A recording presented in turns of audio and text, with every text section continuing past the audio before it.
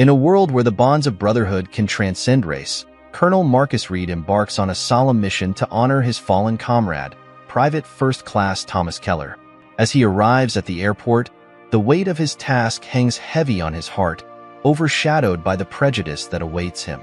Despite his military honors and the promise he made to bring his friend home, Marcus finds himself subjected to suspicion and hostility simply because of the color of his skin. What begins as a heartfelt tribute quickly spirals into a struggle against ignorance and injustice, testing Marcus's resolve and dignity. Will he overcome the obstacles in his path to ensure Keller receives the honorable send-off he deserves? If you are not subscribed, I recommend you subscribe and activate the bell so you don't miss any videos. Where are you watching this from? Tell us in the comments. A colonel's solemn journey to lay a brother in arms to rest is tragically overshadowed by the bitter sting of prejudice. As the weight of this interruption bears down on him, the consequences unfold with alarming swiftness. Don't miss the next chapter. Subscribe today. Where are you watching this from? We'd love to hear your thoughts in the comments below. Marcus Reed stepped out of the taxi, his heart heavy with the significance of the mission before him. The weight of his task settled on his shoulders like the multitude of medals gleaming on his chest, each one representing a hard-fought battle and sacrifice. The cacophony of airport life enveloped him. Engines roared, luggage wheels squeaked against the pavement, and the constant shuffle of hurried passengers filled the air, all racing toward their individual destinations. It was a bright afternoon. The sun hung high in the sky, casting a warm glow over everything. Yet, for Marcus, the light felt dimmed by the shadow of his grief. His gaze fell to the documents clutched tightly in his hand, the official papers required for the transportation of the body of his fallen comrade. The soldier resting within that casket was not just another soldier. He was Private First Class Thomas Keller, Marcus's closest friend. Keller was a white man who had embraced Marcus like a brother, transcending the boundaries that often separated them. They had shared meals filled with laughter, exchanged heartfelt stories during quiet moments of respite, and confronted the grim realities of combat side by side. When Keller had been fatally wounded in a sudden, vicious attack overseas, Marcus had made a solemn vow. He would personally escort his friend's body back to his hometown, ensuring he received the honorable burial he deserved. Nothing, absolutely nothing, would prevent him from fulfilling that sacred promise. Adjusting his military dress uniform, Marcus felt the polished tips of his shoes click purposefully against the concrete, echoing his resolve as he walked toward the terminal entrance. The gleaming medals on his chest reflected the sunlight, shimmering like the memories of triumph and camaraderie they represented. Yet, instead of feeling pride in his achievements, he was enveloped by the suffocating heaviness of loss. Inhalation was almost a ritual now, a deep breath to gather himself as he prepared for what he hoped would be a smooth journey. He steeled himself, reminding himself of the purpose that fueled his every step. As he entered the terminal, he sensed an immediate shift in the atmosphere. The hustle and bustle of the airport continued unabated.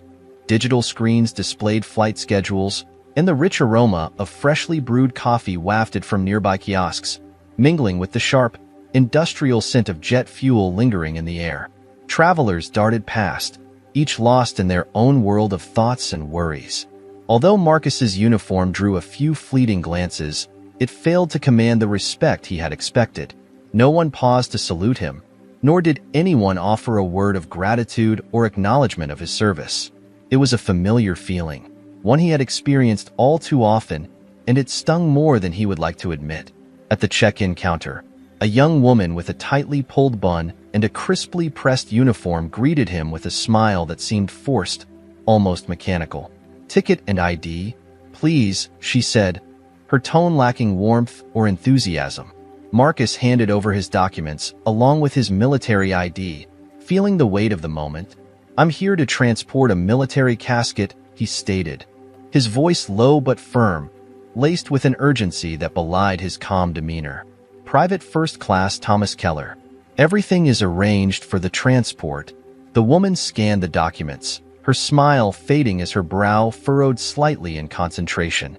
Her gaze flickered up to meet his, revealing an unmistakable wariness that caught him off guard. "You're the officer in charge," she asked, her tone tinged with disbelief, as though the very idea surprised her. Yes, I am, Marcus replied, maintaining his composure despite the flicker of irritation that ignited within him. He had navigated this kind of subtle doubt before, the skepticism that simmered just beneath the surface when people encountered a black man in uniform.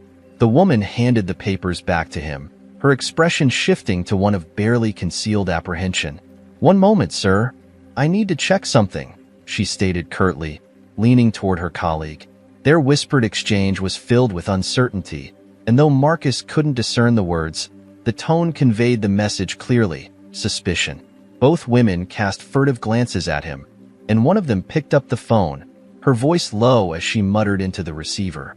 A knot tightened in Marcus's stomach. He could sense trouble brewing, and his instincts kicked in. He had encountered that look far too many times in his life to mistake it for anything else. Standing tall, he waited with his hands clasped firmly behind his back, focusing his thoughts on the promise he had made to Keller, mentally reciting it like a mantra. Minutes seemed to stretch into eternity as passengers continued to move around him, blissfully oblivious to the tension coiling like a snake at the counter. Finally, after what felt like an eternity of waiting, another employee emerged. A middle-aged man with a rigid posture and a scowl etched deeply into his features. He approached Marcus with an air of authority that immediately set him on edge, scrutinizing him from head to toe as if searching for an imperfection. "Colonel Reed, is it?" the man asked, his eyes flicking to the papers in Marcus's hand, as if he half expected them to vanish into thin air. "We just need to do a routine verification." Marcus clenched his jaw, suppressing the frustration that surged within him. "Everything is in order. All the paperwork is here. I need to board the flight as soon as possible.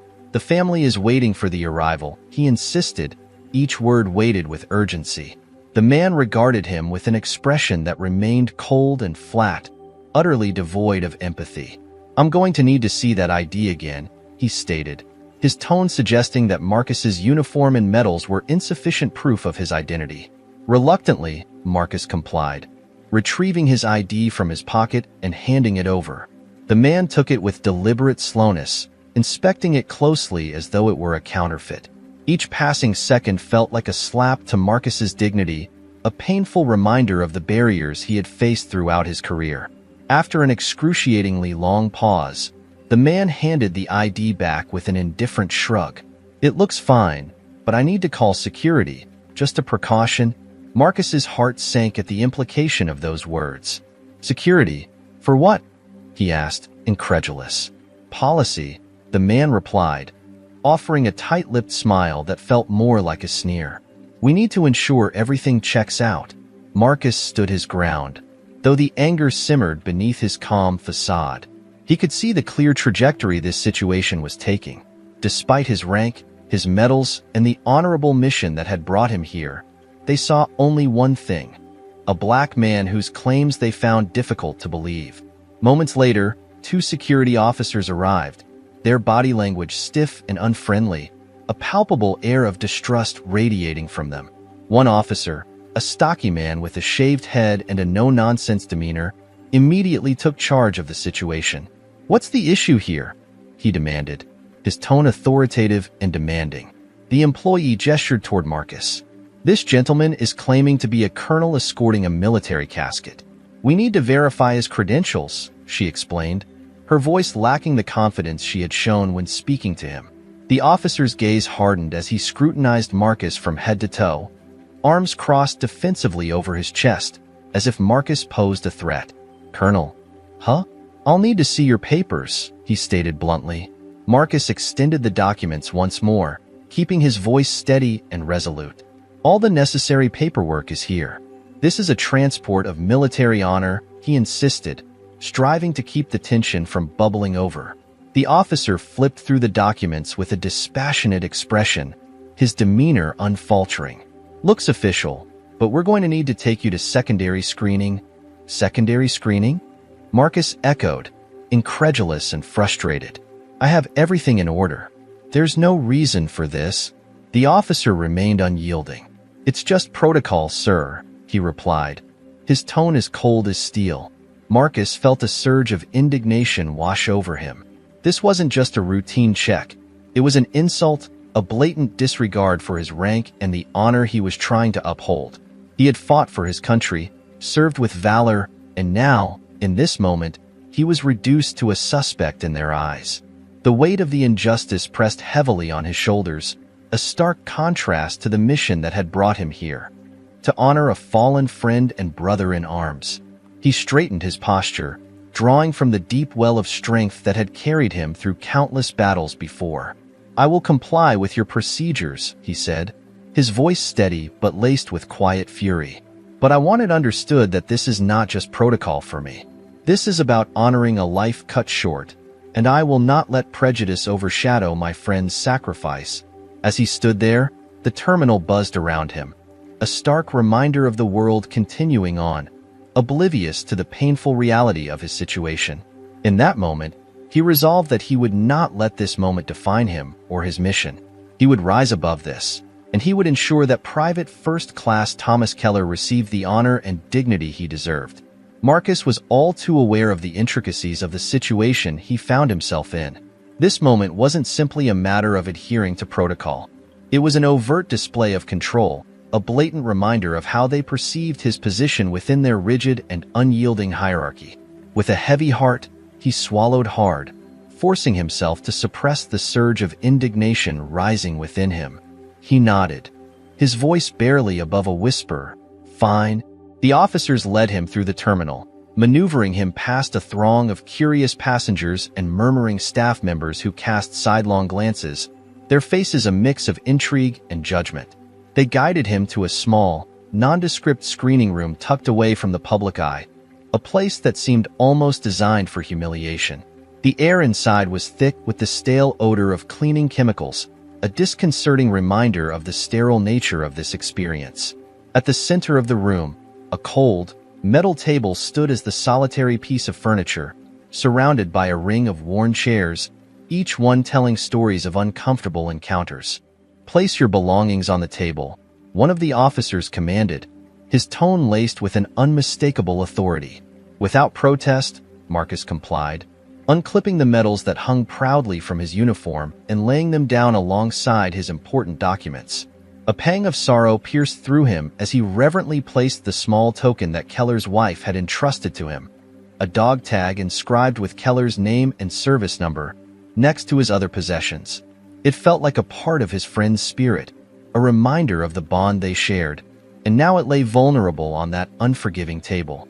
The officers began their search, their hands cold and indifferent as they methodically rifled through his belongings. They scrutinized every item with an unsettling thoroughness, even inspecting the neatly folded flag he carried as if it could conceal some nefarious secret. After an excruciatingly long period, one of the officers finally gave a curt nod, dismissing him with a simple, "You're clear, Colonel." Feeling a mixture of relief and lingering frustration, Marcus gathered his items, carefully reattaching the medals to his uniform with a meticulous precision that belied the tumultuous emotions roiling inside him. His hands trembled slightly, not from fear, but from the oppressive weight of frustration and humiliation. The officers offered neither an apology nor a justification for their actions.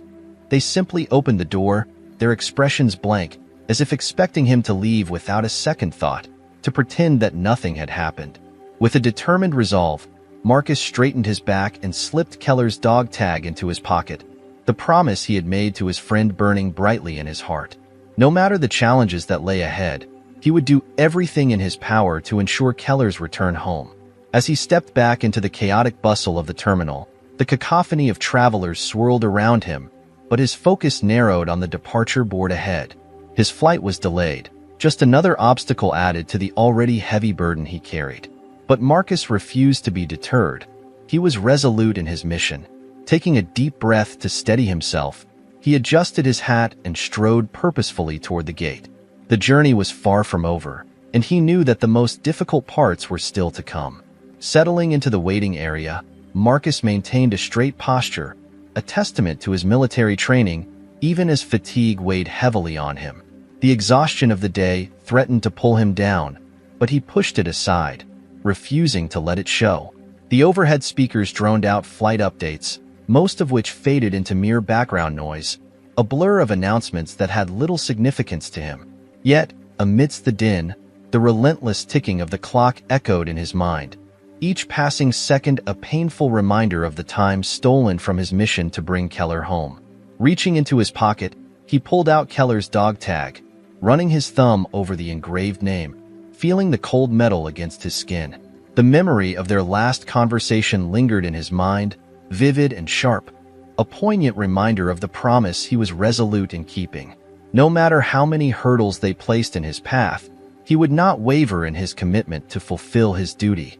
Colonel Reed, the abrupt voice sliced through his thoughts, jolting him back to the present. He looked up to see two security guards standing over him, their postures rigid and authoritative. One was a burly man with a shaven head, exuding an air of intimidation, while the other was a wiry younger officer, eyes gleaming with eagerness, as if he were looking to prove something in this charged environment. "You're coming with us?" the older officer barked, his tone devoid of any civility or courtesy. The underlying hostility in his voice was unmistakable. Marcus stood slowly, consciously maintaining a calm demeanor, despite the rising tension within him. "Is there a problem?" he inquired, trying to keep his voice steady. The officer sneered. "Routine procedure, sir. Unless you have a reason to make this difficult." Marcus felt his jaw tighten at the veiled threat, but he nodded, unwilling to engage in a fruitless argument. He had no time for disputes. He had a mission that demanded his focus. "Lead the way," he replied with a resigned calm. The officers guided him toward a smaller security room, the fluorescent lights buzzing faintly above, casting a harsh glare on the sterile surroundings. As Marcus entered the room, the door slammed shut behind him with a definitive click, sealing off any chance of escape or retreat. "All right, hands on the table," the younger officer ordered, his voice sharp and demanding. Marcus placed his hands flat against the cold metal surface of the table, the chills sending a shiver through him. The officers circled him like wolves stalking their prey, their movements deliberate and slow, an unsettling dance of power. This was more than just a search. It was a calculated performance meant to humiliate him, to strip away his dignity piece by piece. "Spread your legs," the older guard instructed, his tone dripping with authority. Marcus complied, his face a mask of composure, though he couldn't suppress the slight clenching of his fists at his sides. They began to pat him down with exaggerated scrutiny, paying particular attention to every fold and seam of his uniform, their hands lingering a moment too long in certain places. When they reached his medals, the younger officer snorted derisively, fingers probing one of the highest distinctions he wore. "So these make you special, huh?" he jeered, a smug grin spreading across his face. Marcus didn't respond, opting instead to meet the officer's gaze with a cold, unwavering stare that spoke volumes. The guard smirked but looked away first, clearly unsettled by the intensity of Marcus's unyielding resolve. "This one thinks he's above the rules," the older guard muttered as he finished the search, his tone heavy with disdain and contempt. Exhaling slowly, Marcus kept his temper in check, reminding himself that he had faced far worse on the battlefield, that he had endured unimaginable challenges and had emerged stronger. He would not let this moment break him. "You resistant, soldier?" the younger guard taunted, his voice dripping with sarcasm, as if he found amusement in Marcus's stoic demeanor. "No," Marcus replied quietly, the weight of the word carrying the years of practiced restraint and dignity he had cultivated throughout his career. The guard leaned in closer, his breath hot and rancid with contempt. "Good, because we can fix that real quick," he threatened, the menace in his voice palpable. Marcus held his ground, steeling himself for whatever came next, fueled by the promise he had made to Keller and the unwavering determination to see it through, no matter the cost. For a brief moment, Marcus stood still, mentally sifting through his options like a chess player calculating his next move. He was acutely aware that the guards were deliberately baiting him, strategically lying in wait for any hint of agitation on his part. They were eager for him to lash out, to react in a way that would justify their escalation of the situation. But Marcus, resolute and composed, steeled himself against their provocations, refusing to grant them the satisfaction they craved. He wouldn't allow himself to be manipulated into a response that would only serve to escalate the conflict. Before the tension in the room could thicken any further, the door swung open with a suddenness that startled everyone inside, the sound echoing off the sterile walls of the airport. "Is there a problem here?" The deep, commanding voice resonated throughout the space, drawing all heads toward the entrance. Standing in the doorway was an elderly man, exuding an air of authority that immediately commanded attention. Although he was dressed in civilian attire, simple but dignified, there was an unmistakable military bearing about him. His stance, the way he held himself, spoke volumes about battles fought, sacrifices made, and victories earned. He was a man shaped by the crucible of experience, and his presence transformed the atmosphere in an instant. The older guard, who had been overseeing the confrontation and attempting to maintain control, stiffened visibly at the sight of the newcomer. "This is a security procedure, sir. Nothing to worry about," he asserted, his voice betraying a hint of unease as he attempted to dismiss the veteran's intrusion. But the veteran's eyes narrowed, scanning the scene with an intensity that seemed to pierce through the tension.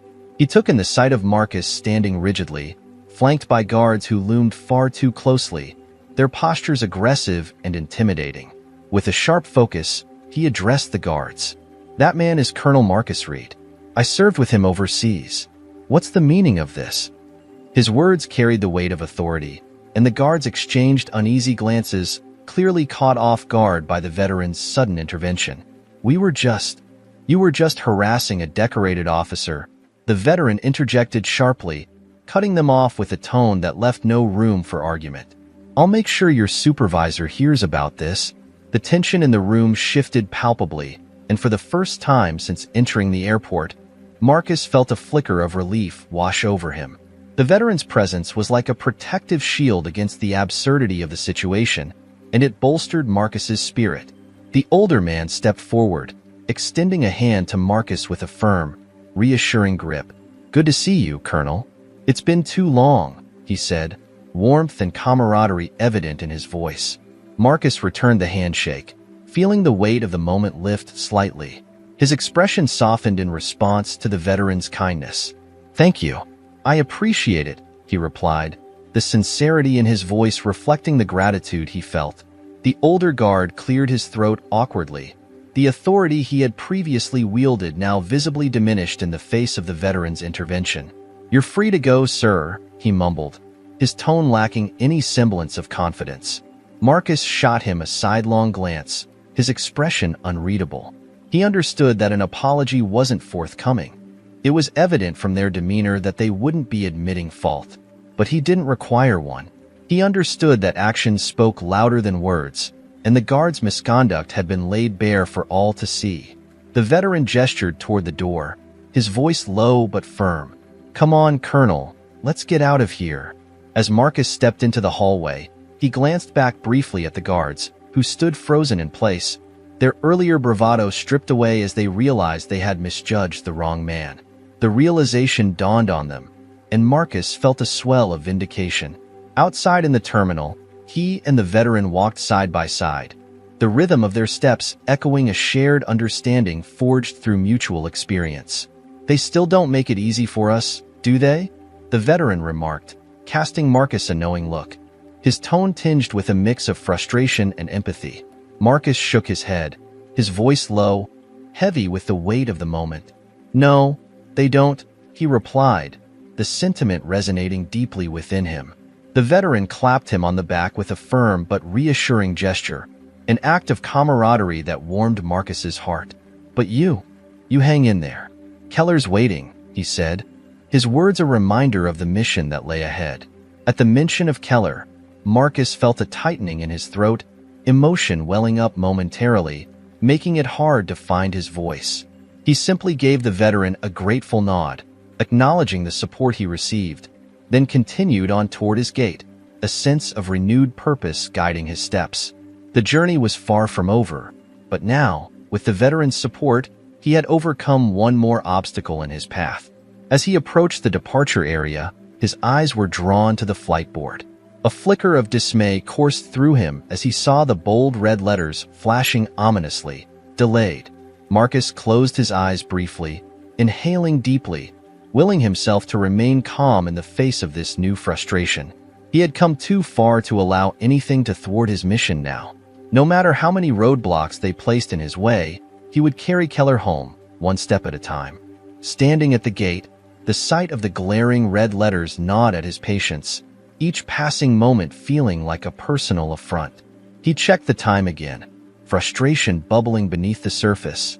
It wasn't just about him. It was about Keller's family, anxiously awaiting on the other side, clutching their grief as they hoped to honor their son's memory with a proper farewell. Determined to find answers, Marcus straightened the collar of his uniform, a small act of defiance against the circumstances he faced, and made his way toward the airline desk once more.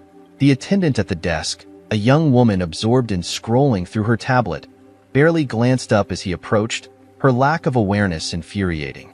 "Yes?" she asked, her tone indifferent and lacking any sense of urgency, as if his presence were merely a nuisance interrupting her focus.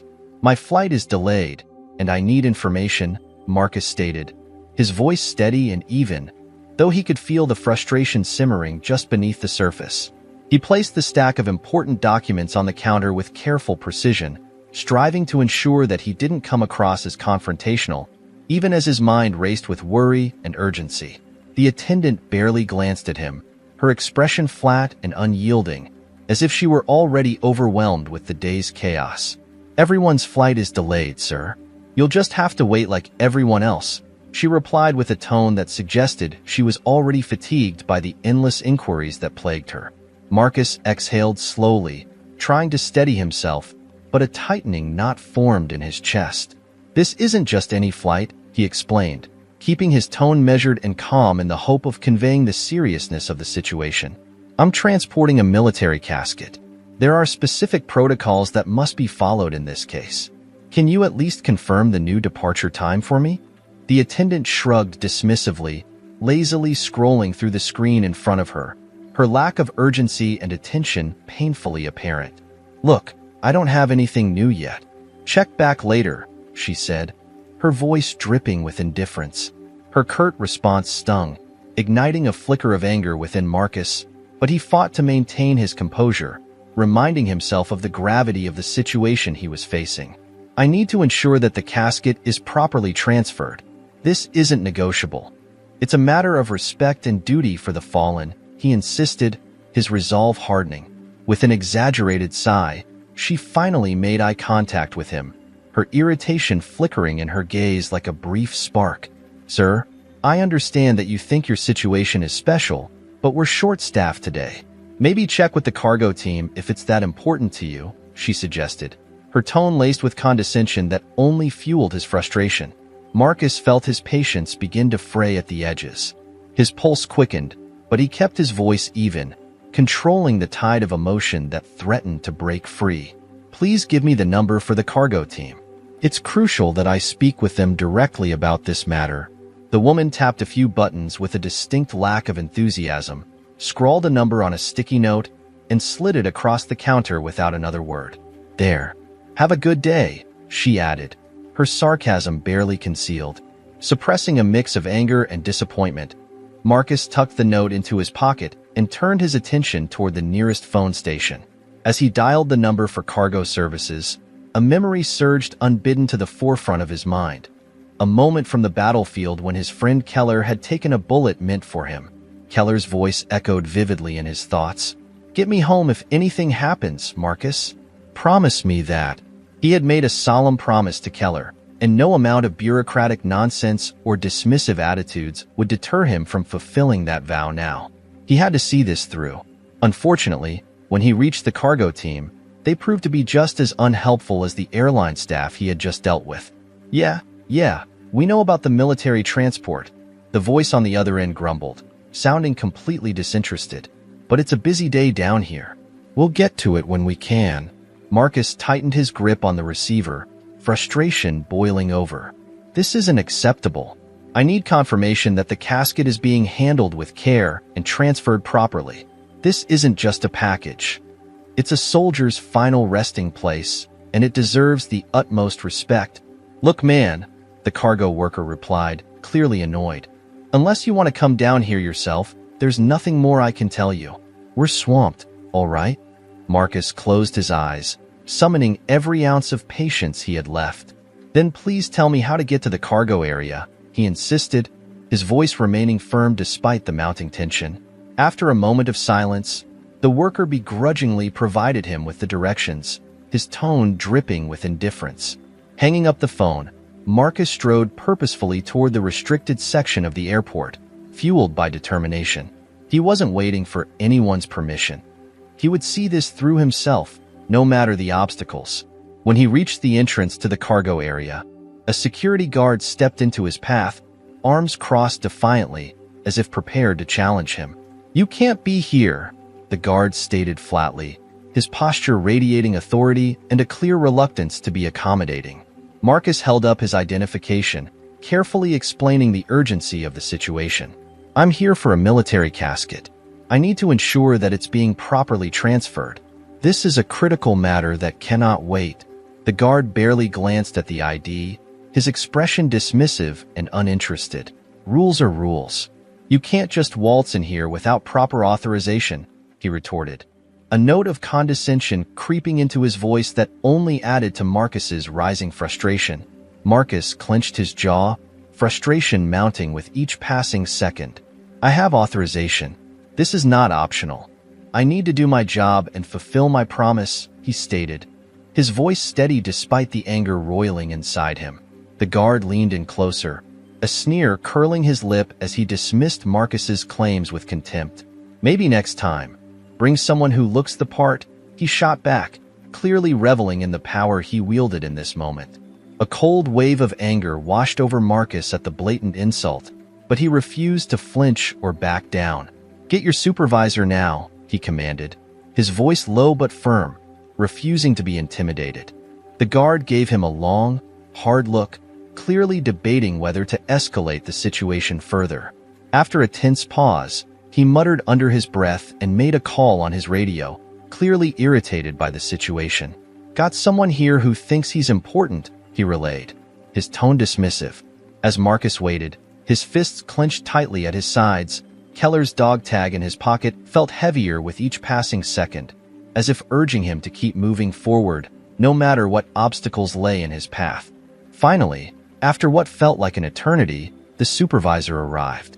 He was an older man with tired eyes, a weary expression etched on his face, and a no-nonsense demeanor that instantly conveyed authority. "What's the issue?" he asked, his voice deep and steady, cutting through the tension. Marcus took a breath, focusing on the task at hand, and explained the situation again, this time laying out every detail with military precision. He spoke clearly, emphasizing the importance of the casket and the protocols that needed to be followed. The supervisor listened attentively, his expression unreadable as Marcus spoke. When Marcus finally finished, the man gave a slow, deliberate nod. "All right, I'll let you through, but I can't have you disrupting our operations. We have a lot going on back here." "I'll stay out of your way," Marcus assured him, a sense of relief washing over him at the prospect of finally getting access. "I just need to confirm that everything is in order and being handled appropriately." The supervisor unlocked the gate, and with a nod of acknowledgement, Marcus stepped into the bustling cargo area. The cacophony of sounds, forklifts whirring, the hum of machinery, and distant voices shouting orders, filled the vast space, creating a chaotic yet strangely organized environment. His eyes immediately found what he was looking for. Keller's casket, draped solemnly in an American flag, resting on a steel platform, a stark reminder of the sacrifice made. The sight ignited a fierce determination within him. He would see this through to the end, honoring his friend's memory. Relief washed over him like a warm wave, soothing his frayed nerves, but it was fleeting, dissipating almost as quickly as it had come. Nearby, a worker's voice cut through the heavy air, loud and brimming with disdain as he complained to his colleague. "Can't believe we have to haul this thing around like it's something special. Just another piece of cargo if you ask me." Marcus felt a surge of anger at the man's flippant words, his hands curling into fists as his frustration simmered just below the surface. But he took a steadying breath, reminding himself that confronting them wouldn't honor Keller's memory. It would only serve to diminish the gravity of the moment. Instead, he directed his focus back to the casket before him, bending down to straighten the edges of the flag draped over it with deliberate care. He whispered under his breath, "I've got you, brother. Almost there."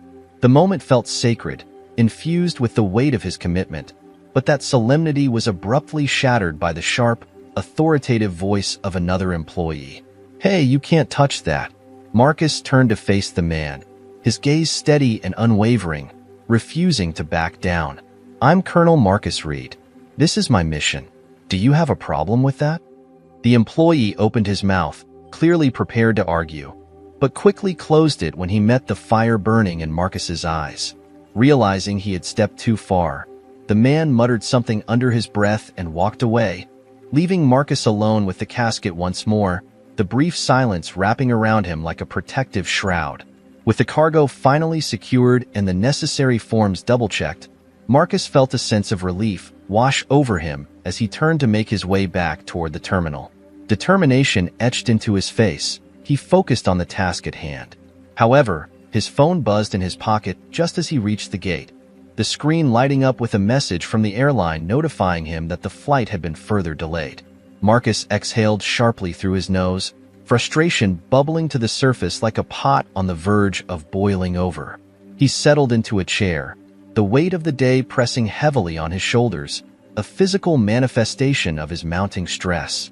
Each obstacle felt like another brick added to the already heavy burden he carried, relentlessly testing his patience and resolve. But he kept reminding himself that this wasn't just about the journey or the inconveniences he faced. It was about the promise he had made to Keller, a promise he intended to keep no matter the cost, no matter the hurdles in his path.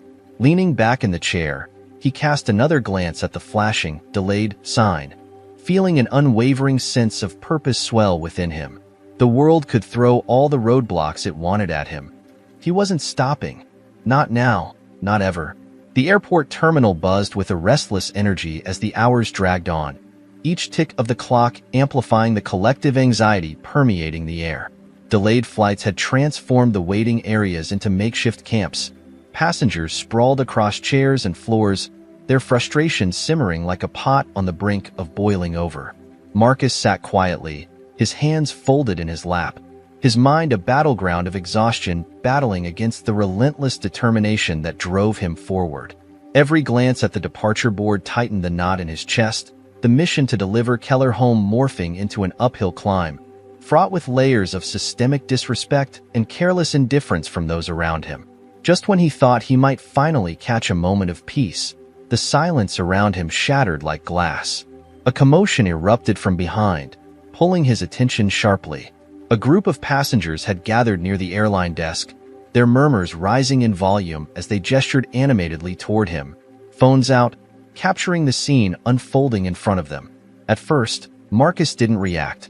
He had endured unwanted attention before. A man in uniform always stood out in public, but this time, something felt different. "Is that the guy they were hassling earlier?" Someone whispered loud enough for Marcus to hear. "A colonel, right?" They dragged him off like a criminal. One by one, passengers began to whisper, their phones raised to capture what they perceived as a scandal. A middle-aged traveler, sleek tablet in hand, stepped forward and said, "Hey, sir, you okay? We saw what happened back there with security." Marcus gave a curt nod. "I'm fine, thank you." "You don't look fine," the man replied, his brow furrowing with concern. "They treated you like a suspect, not a soldier." "That's not right." Before Marcus could formulate a response, another voice chimed in from the crowd. "I got it all on video. They had no reason to search you like that." Marcus shifted uncomfortably as more voices joined the fray, phones capturing his every expression from various angles. He wanted to maintain control of the situation, but he felt the narrative slipping away from him, like sand through his fingers. Someone in the crowd muttered, "If they can do that to a decorated officer, what chance do the rest of us have?" A spark ignited in the crowd, and the murmurs grew louder, frustration building into something volatile. an undercurrent of shared indignation. By the time Marcus reached the gate again, the airport's social media was already abuzz with hashtags and outrage. Clips of his encounter with security were spreading like wildfire, drawing attention and fueling public sentiment. The videos, captured from multiple angles, showed him standing stoically as guards searched him with unnecessary force, their behavior drenched in a palpable disrespect that resonated with viewers. Marcus's phone vibrated incessantly with notifications, messages pouring in from strangers expressing their disgust at how he had been treated. The situation was spiraling out of control, and deep down, Marcus knew it would only be a matter of time before journalists began to arrive, ready to document the unfolding drama. He wasn't mistaken. Within a mere hour, a small but determined group of reporters materialized in the bustling airport terminal, each equipped with cameras and microphones, ready to document every moment of the unfolding drama. They descended upon him with the intensity of a swarm, their questions sharp and relentless, piercing the air like arrows aimed directly at him as he stood by the gate, a figure of military poise amidst the chaos. "Colonel Reed, can you provide a statement regarding the treatment you received from airport security?" One journalist shouted over the clamor of the crowd. "Do you believe this incident reflects a more significant issue of discrimination against black servicemen? What message do you think this sends to other military personnel of color?" Marcus kept his expression carefully neutral, though his heart raced with a mix of indignation and anxiety. He was acutely aware of the media's ability to manipulate words, to twist his statements into narratives that could ignite further outrage or misunderstanding. Any misstep in his response could potentially escalate an already fraught situation into an uncontrollable firestorm of controversy. "I have no comment," he replied, his voice steady as he folded his arms across his chest, attempting to project an air of calm and authority amidst the frenzy. "Colonel, please," a reporter pressed, shoving a microphone closer, almost invading his personal space. "The public deserves to know. What do you have to say about this incident? The people are demanding answers." Marcus inhaled deeply, forcing himself to resist the growing urge to engage further. He understood that any statement he made could be misconstrued or sensationalized by the media, turning his words into fodder for more headlines. "No comment," he reiterated, his voice unwavering, but the reporters were undeterred. Another journalist, a woman with a fierce and determined expression, leaned in, her tone insistent. "How do you feel knowing the airport staff treated you this way while you were on a mission to transport your friend's remains?" That question struck a deep chord within Marcus, cutting through the carefully constructed walls he had built around his emotions. The pain of losing his friend, compounded by the indignity he had just faced, bubbled to the surface, threatening to spill over. He clenched his jaw, forcing himself to maintain composure, refusing to let them witness any sign of vulnerability. "No comment," he stated one last time, his voice steady but edged with a cold resolve that reflected his inner turmoil. As Marcus struggled to distance himself from the media circus swirling around him, the situation escalated beyond the confines of the airport. Clips capturing his mistreatment quickly went viral on social media, igniting a firestorm of outrage and support, with hashtags like #RespectOurHeroes and #JusticeForColonel Reed trending across platforms. Within a few short hours, thousands of comments flooded in, vehemently condemning the airport's behavior and calling for accountability for the incident that had unfolded.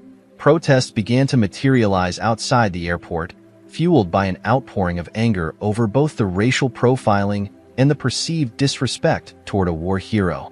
Crowds of passionate individuals gathered at the terminal entrance, wielding signs that proclaimed messages such as "Honor all soldiers" and "Equal treatment now." The protest grew rapidly, bolstered by a shared outrage that resonated deeply within the community. Chants of "Respect our soldiers" echoed through the airport walls, reverberating against the very structure of the institution that had wronged Marcus, creating a palpable tension in the air. Inside the airport, airline staff and security personnel visibly shifted in their demeanor, their expressions betraying growing anxiety as they exchanged worried glances. Management scrambled behind the scenes, attempting to contain the burgeoning chaos, but the crowd outside only became louder, their energy surging as more people joined the protest. One of the reporters stationed at the gate, sensing an opportunity to capture more dramatic footage, trailed Marcus closely, her questions relentless. "Colonel, do you think the protest outside is justified? Do you believe this incident reflects systemic racism?" Marcus shot the journalist a sidelong glance, his mind racing with the weight of the situation. He understood the power of words, particularly those that left his lips. Any comment could become explosive, igniting further controversy and drawing unwanted attention to an already painful moment. "I'm just here to bring my friend home," he replied quietly, his voice carrying an undercurrent of determination.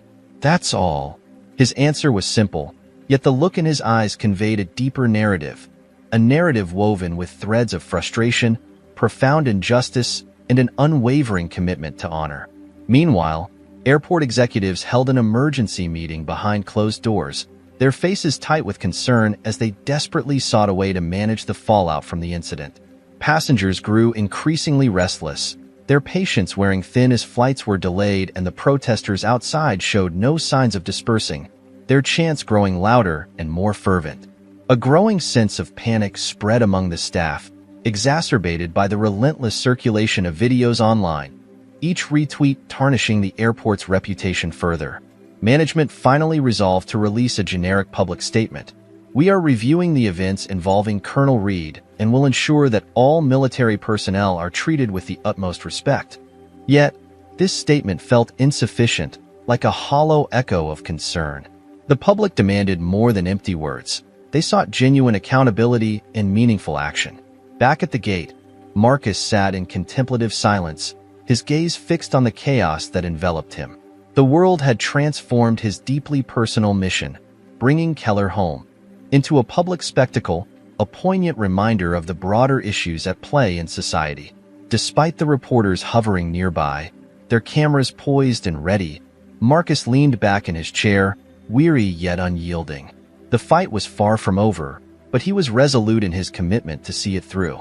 No matter how long it took or how many obstacles lay ahead, he would carry Keller home with dignity and honor, embodying the unwavering determination of a soldier who never backed down in the face of adversity. Outside, the crowd's voices crescendoed, their chants resonating through the terminal walls like a heartbeat of resistance.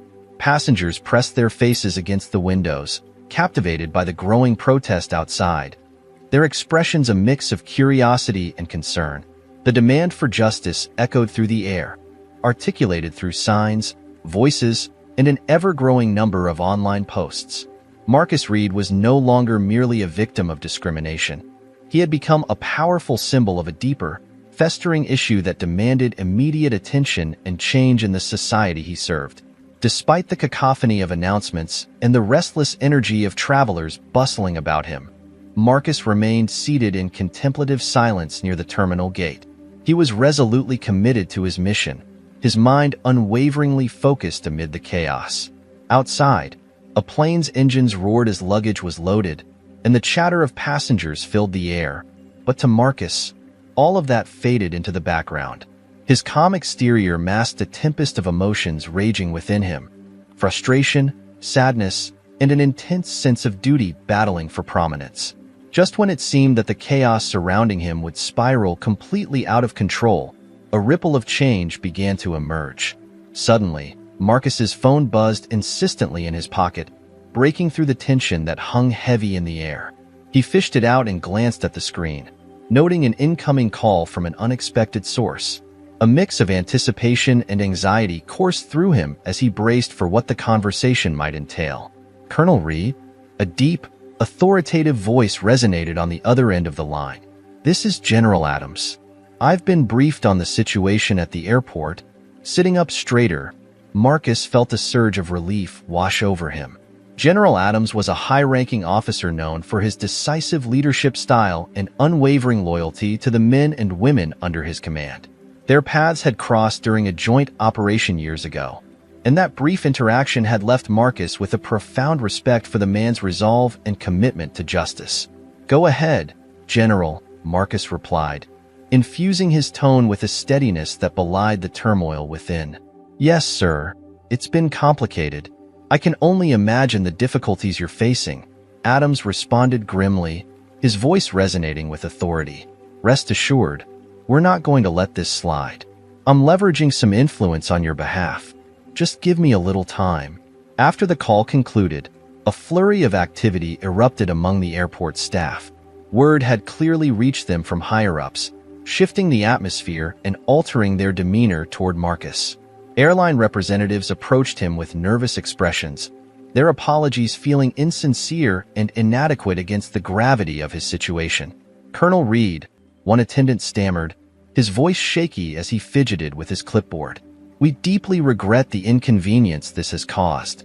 Please allow us to upgrade your flight and provide you with complimentary access to our VIP lounge." Marcus met the man's gaze, his expression inscrutable and resolute. "I don't need an upgrade. I need my flight and the casket to depart on time," he stated firmly, his voice steady and unwavering. The attendant faltered, clearly unprepared for Marcus's firm refusal, and his face paled further under the weight of the situation. "Of course, sir. We are doing everything we can to expedite the process," he replied, backing away slightly as if retreating from a tense confrontation. Marcus offered a curt nod, his resolve unshakable. He wasn't there for empty gestures or upgrades. He was there to fulfill a solemn promise to a fallen friend. As the airport management rushed to mitigate the fallout from the incident, unexpected allies began to surface. One of them was a senior officer from Marcus's previous unit, Lieutenant Colonel Foster. Foster, an imposing figure with silver hair and an air of authority, strode confidently through the terminal.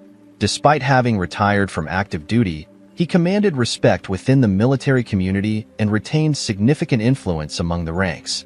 When he arrived at the airport, it was as if a gust of wind had swept through the terminal. The atmosphere shifted palpably. He approached Marcus with determination, his sharp gaze taking in the scene with a practiced eye. "Marcus," Foster said, clapping him firmly on the shoulder in a gesture of solidarity. "I heard they were giving you trouble." Marcus managed a faint smile, grateful for the support and camaraderie. "It's been quite a day, that's for sure." Foster shook his head, a flicker of indignation igniting in his eyes. "Unbelievable. A decorated officer on a mission of honor, and this is how they treat you. This is a disgrace." He turned his fierce gaze toward the airline staff lingering awkwardly nearby, their unease palpable. "You'll regret every second of this by the time we're finished," he warned, his voice dripping with authority. The staff members instinctively backed away, clearly intimidated by Foster's commanding presence. Without hesitation, he whipped out his phone and began making calls, rallying fellow officers and influential officials to apply pressure on the airport management. Meanwhile, Marcus received a text message from General Adams that read, "I've contacted the airline's CEO. They're fast-tracking your flight. Hang tight. We've got your six." While Marcus appreciated the support from Adams, he remained acutely aware that his focus had to stay sharp. He wouldn't allow himself to rest until Keller was finally home. A few moments later, another unexpected figure approached him. A representative from the airline's corporate office, his expression ashen with anxiety. "Colonel Reed," the man began, forcing a smile that failed to reach his eyes. "We sincerely apologize for the treatment you've received. This is not indicative of our values, and we deeply regret any offense caused. Please know we are committed to resolving this situation." Marcus's gaze remained steady, his silence heavy with meaning, a deliberate act of defiance against the superficiality of the apologies offered. The representative shifted uneasily under the weight of his scrutiny, realizing that words alone would not suffice. "We've arranged everything," he continued, his voice trembling slightly. "The flight is ready for priority boarding, and the casket will be treated with the utmost care. We hope you'll accept our deepest apologies and our gesture of goodwill." Marcus gave a slow nod, his demeanor calm yet resolute. "All I want is to get my friend home," he said quietly, his voice barely above a whisper. "That's all that matters to me." The representative exhaled in relief, thankful that Marcus wasn't escalating the confrontation further. "Of course, Colonel. The flight crew is prepared, and will ensure that everything goes smoothly from this point onward. Your wishes will be honored." As Marcus rose to his feet, feeling the weight of the moment pressing upon him, Foster shot him a knowing look. They're scrambling now, but you've made your point. You've got people watching your back, he said, a note of pride in his voice. Marcus allowed a faint smile to escape, the tension in his shoulders easing just slightly. I didn't ask for all of this, you know. I know, Foster replied, his tone steady and reassuring. But sometimes, the right battles find you whether you seek them out or not. You're not alone in this fight. With that, Marcus felt a renewed sense of purpose igniting within him. The mission ahead remained clear, to honor a friend, and he would see it through to the end, no matter the obstacles in his way. Marcus nodded, his expression resolute. He had learned long ago that not every fight was waged on a conventional battlefield. Some battles emerged unexpectedly, hidden in the fabric of everyday life. The true measure of victory often lay not in the adornment of medals, but in the preservation of honor and the fulfillment of promises made. As he and Foster made their way toward the gate, Marcus's gaze was drawn to the large airport windows, where a crowd of protesters gathered outside. They held a myriad of signs, their voices united in powerful chants demanding accountability and justice. For a brief moment, a bittersweet wave washed over Marcus. He felt a profound gratitude for their unwavering support, yet sadness clung to him like a shadow, a poignant reminder that this battle, and others like it, needed to be fought at all. He turned his attention to the gate agent, who offered a nervous smile, the anxiety of the situation evident in her demeanor. "The flight is ready when you are, Colonel," she said, her voice barely above a whisper. Marcus nodded once, his voice steady. "Let's get moving." With Foster walking beside him and the weight of Keller's memory guiding every step, Marcus forged ahead, each stride taking him closer to home and nearer to honoring a sacred promise. The plane touched down on the tarmac of Keller's hometown, just as the first light of dawn began to paint the sky in soft shades of orange and pink. Marcus Reed stared out the window, feeling the exhaustion of the journey settle heavily on his shoulders, though his posture remained disciplined, reflecting his military training. His thoughts were consumed with the solemn task that lay ahead, bringing his friend home, delivering him to his family, and giving Keller the farewell he so richly deserved. He had persevered through endless delays, confrontations, and the public spectacle surrounding their cause. Now, the final step awaited him, a bittersweet culmination of his efforts. The flight crew treated him with the utmost deference, but Marcus was too focused on the gravity of the moment to notice their gestures. As soon as the plane came to a halt, the casket was carefully unloaded and transferred onto a waiting military transport vehicle, each movement executed with respect and precision. Marcus stood on the runway, his heart heavy yet determined as he straightened the flag draped across the casket one last time. His fingers brushed the fabric, smoothing every crease with reverence.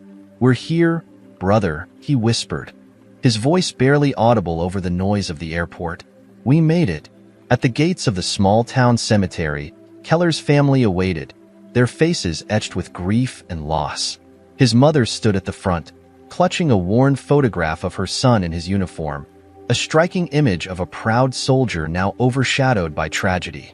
The sight was enough to break even the strongest heart, but Marcus held his emotions in check, knowing his duty was to honor Keller just as he had promised. Keller's father approached, an older man with silver hair and tired eyes, extending a hand to Marcus. "Colonel Reed," he said, his voice trembling with a mix of gratitude and sorrow. "Thank you for bringing him home." Marcus shook the man's hand firmly but gently, meeting his gaze with sincerity. "It was my honor, sir. He was my brother in every way that mattered." Next, Mrs. Keller stepped forward, tears streaming down her face as she looked at Marcus. "He always spoke so highly of you," she whispered, her voice thick with emotion. "He said if anything ever happened to him, you'd bring him back." Marcus swallowed hard, the knot in his throat almost unbearable. "I promised him, ma'am, and I never break my promises." The words hung heavy in the air, the truth of them resonating deeply with all present. The family nodded, their expressions a complex tapestry of gratitude interwoven with profound sorrow. They gestured toward the procession, ready to move toward the burial site. The cemetery was enveloped in a profound silence, the air thick with reverence. Rows of American flags lined the path leading to the plot reserved for Keller, standing as silent sentinels. Soldiers in dress uniforms stood at attention, rifles slung over their shoulders, embodying the dignity of the occasion. Local residents had gathered, some holding flags while others discreetly wiped away tears, their faces reflecting a shared grief. Word had spread about Marcus's journey and the obstacles he faced along the way, a testament to his commitment and resilience. The community had come together not only to honor Keller but also to express their deep gratitude for Marcus's unwavering dedication and sacrifice. As the casket was carried toward the grave, the somber notes of taps filled the air, played by a lone bugler.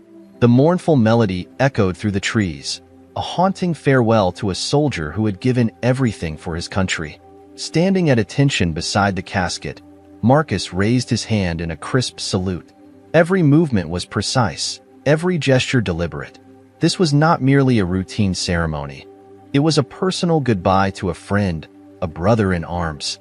When the casket was gently lowered into the ground, Marcus remained standing, the weight of his promise settling deep within him like a stone. He knew that bringing Keller home was only part of the journey. Now came the hardest part, letting go. As the ceremony drew to a close, Marcus stepped forward to deliver a final message, his voice low and steady, though each word carried the weight of shared memories, battles fought, and profound loss. Thomas Keller was more than just a soldier, Marcus began, the air thick with anticipation. He was a friend, a brother, and a man of unwavering honor. On the battlefield, we relied on each other in ways that only soldiers can truly understand. He saved my life more times than I can count, and when he fell, I made him a promise that I would bring him home. Today, I stand before you, and I keep that promise. He paused, his gaze sweeping over the gathered crowd, a mix of solemn faces reflecting the weight of the moment. Keller didn't care about the color of my skin or the stripes on my uniform. He cared about the man standing beside him, and that's the way it should always be. His words hung in the air, a potent reminder of the values they both upheld in their service. For a brief moment, silence enveloped the gathering, the only sound the gentle rustling of leaves swaying in the breeze, as if nature itself mourned. Marcus slowly lowered his hand from the sharp salute, taking a measured step back to allow Keller's grieving family the space to approach the casket. They moved with a quiet reverence, placing flowers, symbols of love and remembrance, on the polished surface, an intimate act of farewell. As the family and community members began to disperse, several townspeople approached Marcus, their expressions filled with gratitude and solidarity. Many had heard about the ordeal he had faced at the airport and expressed their disgust at the blatant disrespect shown to a man of his stature.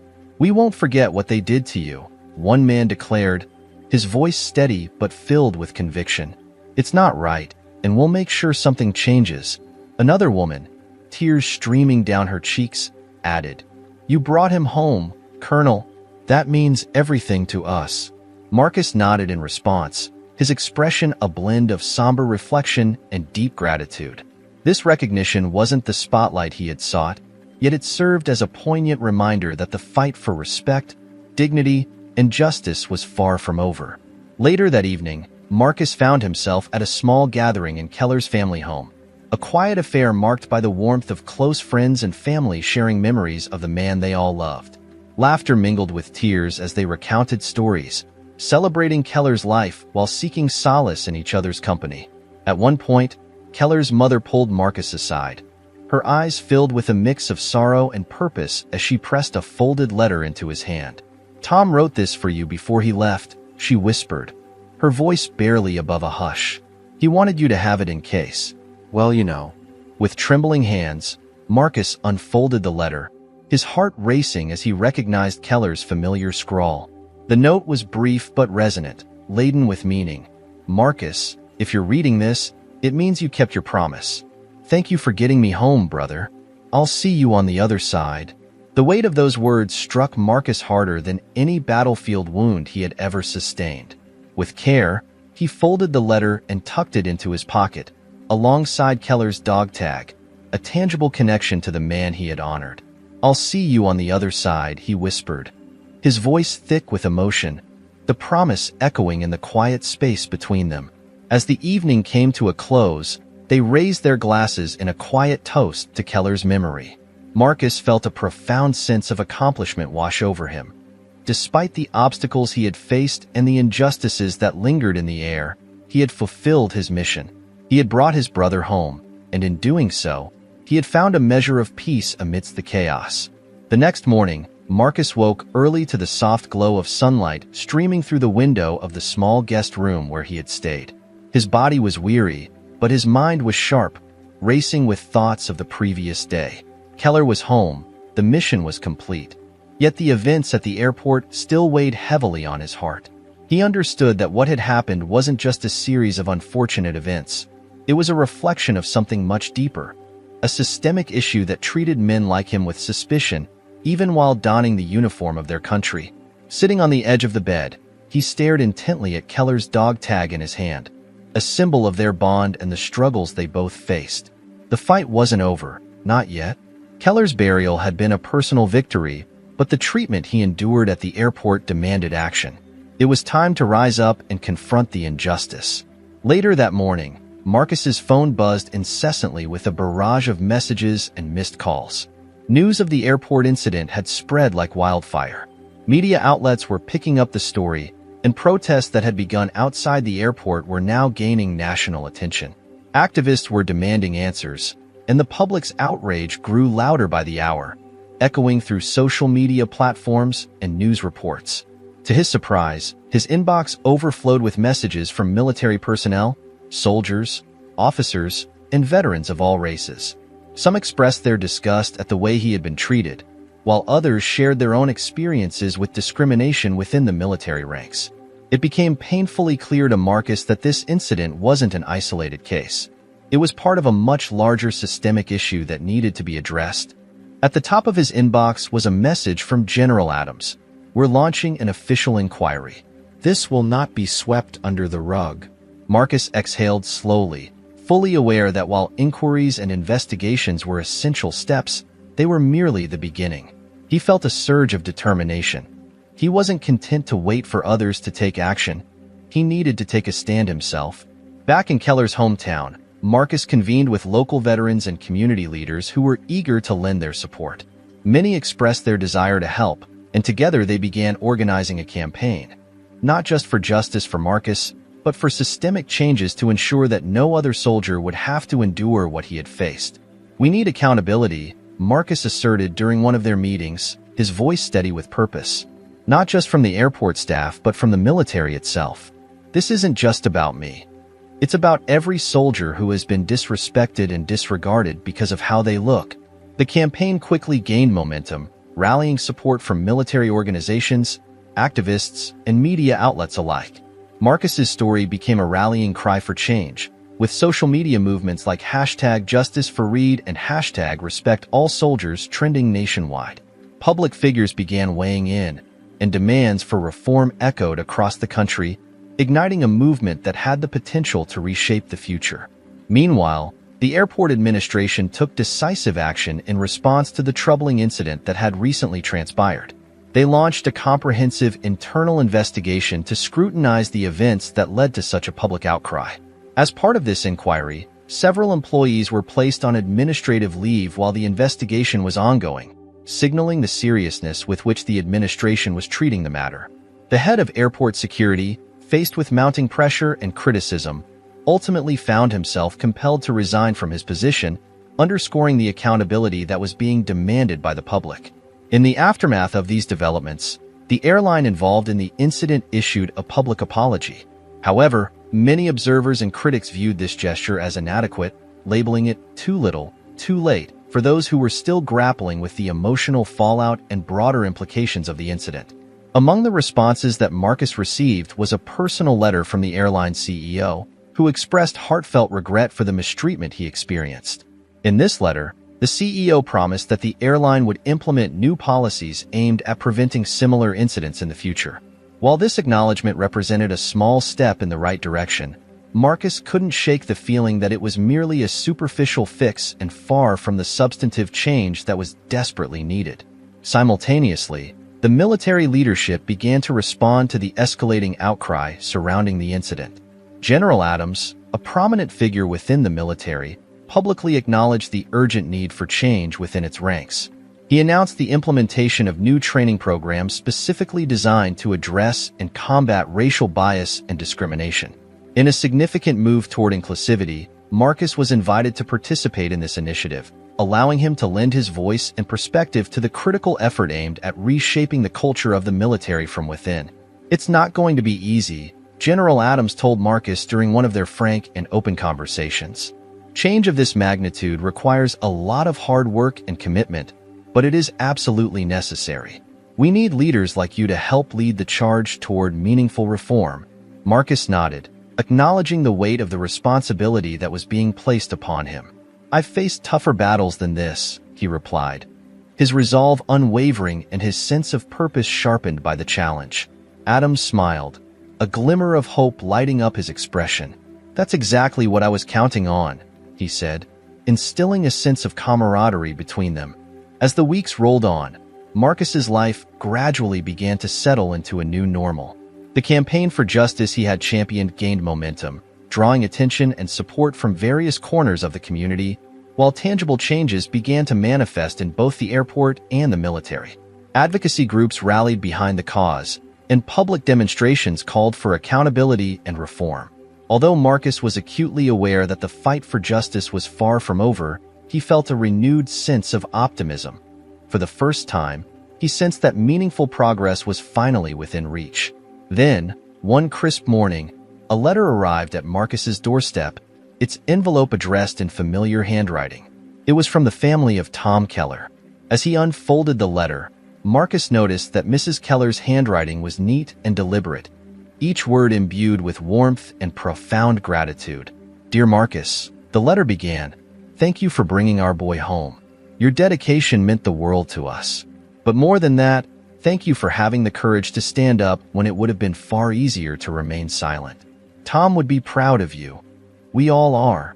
Marcus read the letter twice, feeling the weight of emotion welling up inside him. He carefully folded the note and placed it alongside Keller's dog tag, a poignant reminder of the deep bond they had shared and the promise he had kept to honor his fallen comrade. In the quiet moments that followed, Marcus took time to reflect on everything that had transpired. The journey he had undertaken was long and fraught with obstacles, yet he had carried Keller home with the utmost honor and dignity. Throughout this ordeal, he had encountered prejudice, faced injustice, and navigated unnecessary challenges. But he had also discovered allies and unexpected supporters who had rallied around him, providing strength and encouragement during his darkest days. Though the chapter of Keller's life had come to a close, Marcus was acutely aware that his own story was far from over. The fight for justice would persist, not only for himself and for Keller, but for every soldier who had ever been judged by the color of their skin rather than the content of their character.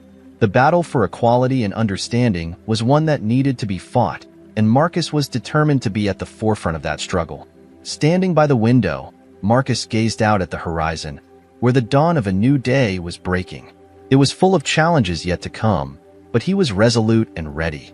He had fulfilled his promise to Keller, and he would continue to fight for what was right, for justice, and for the dignity of all who served. With Keller's dog tag still held firmly in his hand, Marcus whispered quietly to himself, "We're not done yet, brother. Not by a long shot."